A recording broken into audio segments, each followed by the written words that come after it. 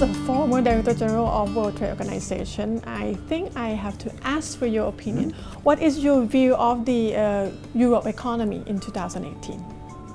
Doing much better. I mean, like many other countries, between 2008 and the beginning of the financial crisis and 2015 was tough times. We lost growth. I mean, we are only now recovering the level of GNP per head which we had in 2009. So it's doing much better. Around 2.5–3% growth on average, including, of course, Eastern Europe, which is growing more rapidly, and 2017 and 18 looking better. Will Brexit have any effect in the coming years?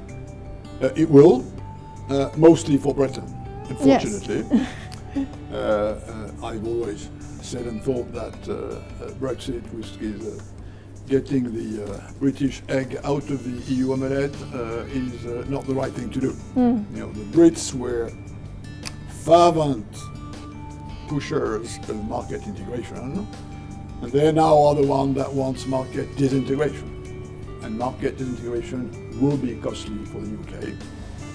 And given that their interaction with the continent still is roughly 50% of their economy, this is not good for the continent. But in a proportion, it's a small damage, but still a damage which, unfortunately, we should have avoided as whole. Protectionism is on the rise. What is your view on it? I'm not sure protectionism is on the rise. I mean, protectionist discourse is on the rise. Okay. True. And that stems from the fact that, you know, globalization and trade opening has not been good for everybody. It's overall a good thing, but this good thing is a sum of very good things for some and bad things for others. And we probably, worldwide, haven't been attentive enough to the impact of globalization and market opening on people who lose their jobs. So, hence this political discourse.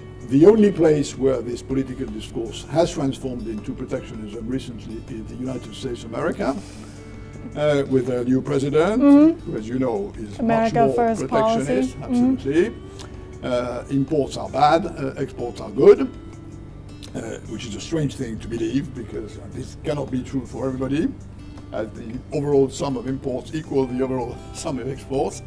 So the only place where this protectionist political approach is biting into reality, unfortunately, is the US, and this is a serious problem because the US is not a small country. And another question, cryptocurrency is a hot topic of 2017, I would say.